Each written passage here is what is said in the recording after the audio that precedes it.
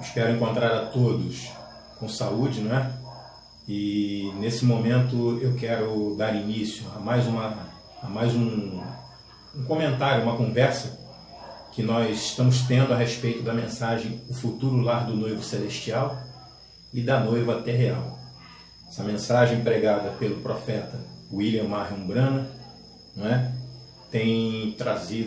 É uma mensagem que tem trazido para nós um grande esclarecimento a respeito da verdade de Deus, acerca da Bíblia e acerca da palavra, especialmente para o cumprimento da palavra de Deus para os últimos dias. Então, eu quero agradecer a Deus nesse momento por nós termos essa mensagem e pelo mensageiro que Ele tem enviado para nós.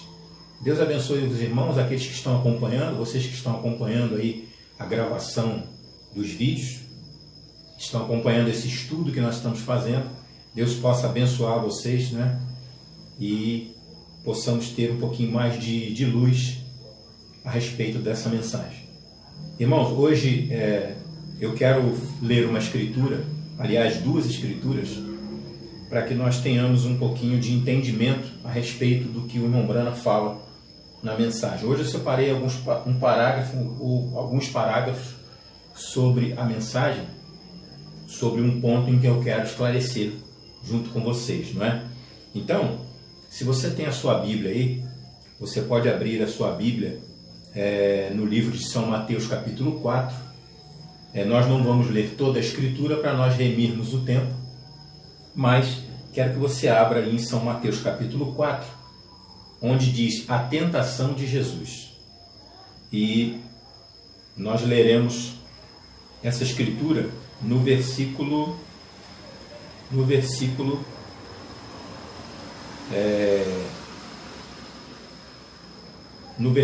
8 e versículo 9. Versículo 8, 9, podemos ler o 10 também. Então, essa é a primeira escritura. Quero que você leia comigo, né? Versículo 8 do capítulo 4 de São Mateus diz assim: novamente o transportou o diabo a um monte muito alto e mostrou-lhe todos os reinos do mundo. Presta bem atenção nisso, irmãos, porque Satanás mostrou a Jesus em um determinado momento, como diz a Bíblia, em um momento, né?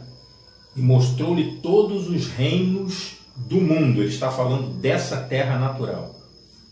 Quero que você preste atenção nisso.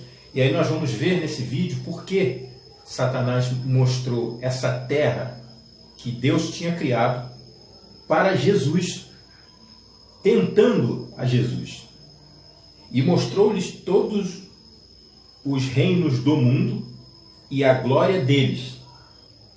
E disse, veja o que o diabo disse para Jesus: tudo isto te darei, se prostrado me adorares.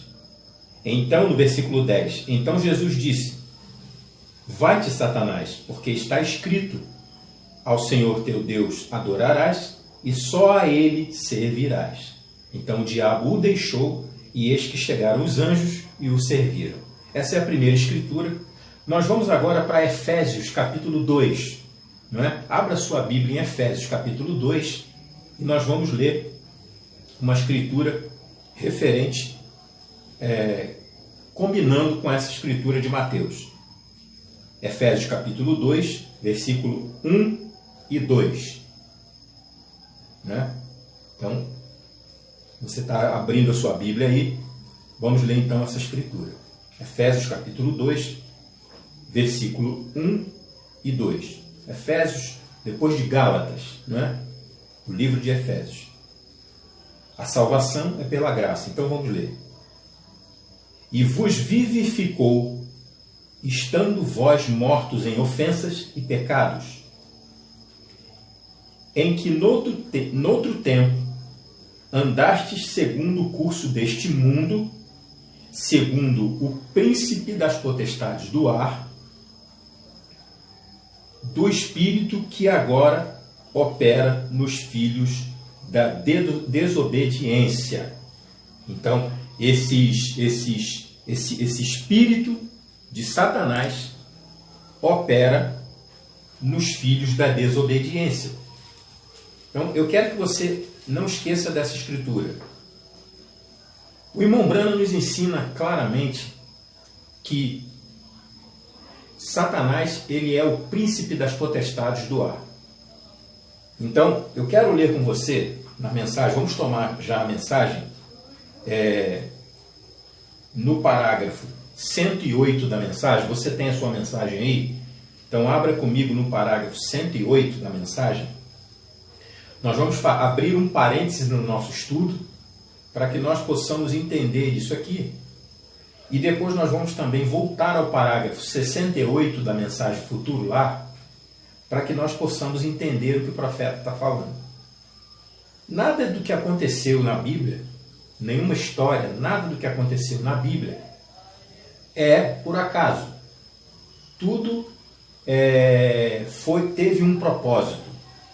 Então, por que Satanás ofereceu a terra para Jesus Cristo?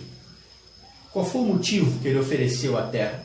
Se prostrado me adorares, tudo isso te darei.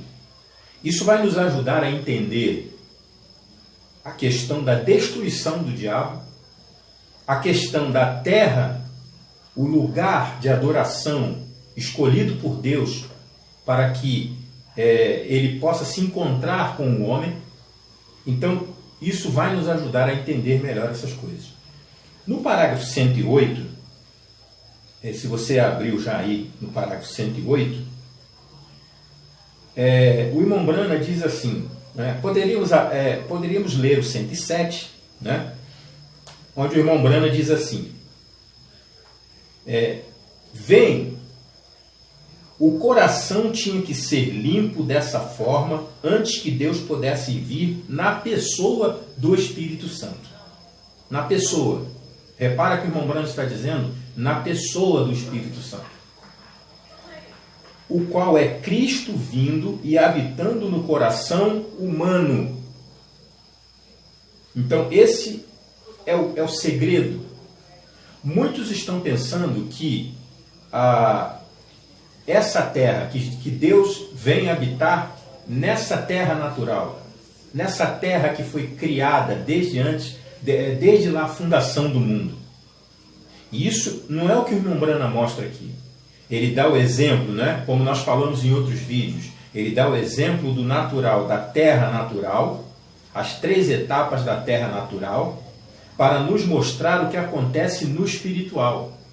Mas no espiritual, essa terra é um coração do homem. E esse homem é o profeta. Você vai entender isso e vai ver por que Satanás ofereceu a Cristo essa terra e disse, se prostrado me adorares, tudo isso te darei. Nós vamos entender isso aqui. Por quê? Porque Deus tinha um plano através desta terra. Deus tinha um plano. E esse plano seria destruído por Satanás se Jesus aceita aquele acordo do diabo para adorá-lo em troca dessa terra. Então, como diz o irmão Branham, Satanás ofereceu essa terra a Cristo sem a compra, sem comprá-la. Por isso o irmão Branham chama o diabo, na mensagem ele diz que ele é um posseiro. Um posseiro significa que ele se apossou daquela terra sem comprá-la. Ele possuiu aquela terra sem comprá-la. Ele tomou aquela terra de posse, mas sem ser o verdadeiro dono da terra. O verdadeiro dono da terra é Deus. O verdadeiro dono da terra é Cristo. Então Satanás oferece aquela terra. Ele leva Jesus a um alto lugar e oferece aquela terra para Cristo, sem a compra da terra. Mas Jesus Cristo sendo a palavra, porque Satanás pode enganar a qualquer homem, Satanás pode enganar a qualquer pessoa, mas ele não pode enganar a palavra. Por isso, irmãos, é que nós precisamos da revelação da palavra, para que nós não sejamos enganados por Satanás, tal qual Jesus não foi enganado por Satanás. Então veja o irmão Branham falando, veja, ó. o Espírito Santo vem ao coração do homem. E aí eu quero relembrar para você como foi dito no vídeo passado. O Espírito Santo é fogo. Esse é o fogo de Deus. É o fogo que queima a terra. É o fogo inextinguível de Deus. É o fogo da palavra. Então, esse fogo da palavra, diz o irmão Brana aqui, ó, é Cristo vindo e habitando no coração humano. Veja, ele primeiro deve se arrepender. Olha aí, ó, o arrependimento. Aonde que deve ser cumprido realmente o arrependimento dos pecados? Por isso que você tem que entender por que ao irmão Brana foi cobrado que ele não bebesse, não fumasse, não mentisse, não corrompesse o seu corpo, que haveria uma obra para ele no fim, quando ele ficasse mais velho. Foi por isso, porque ele era esse lugar de adoração.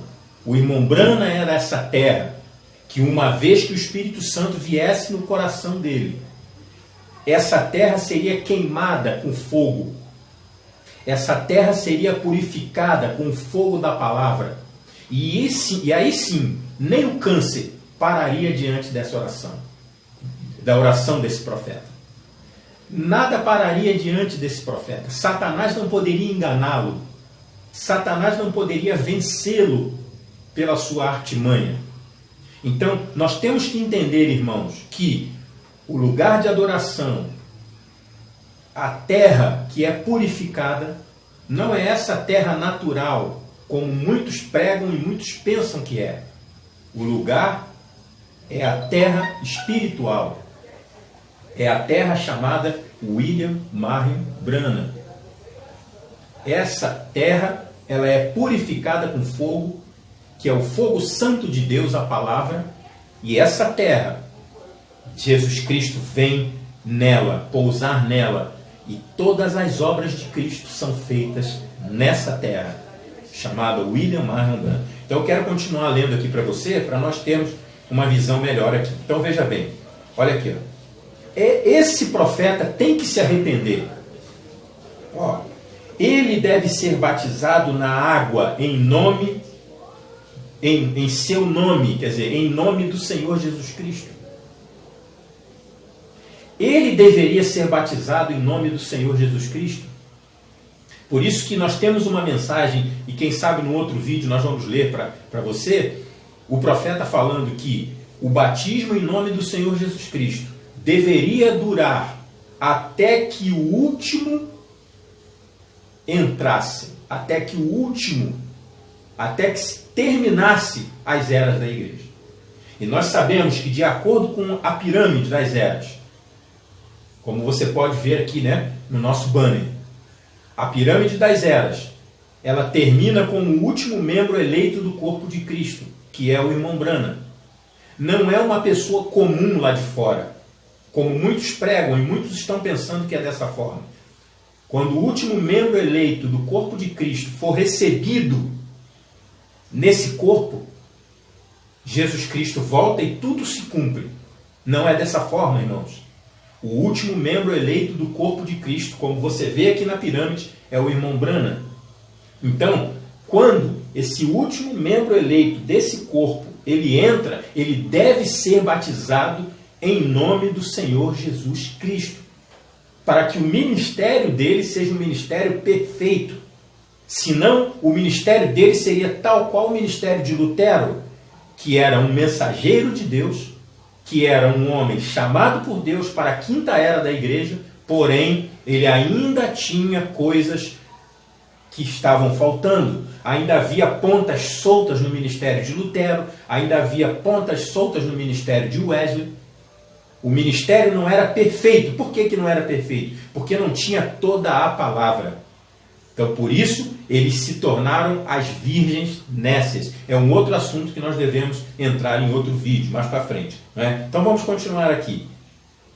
Ele deve ser batizado na água em seu nome para mostrar, a quem ele pertence.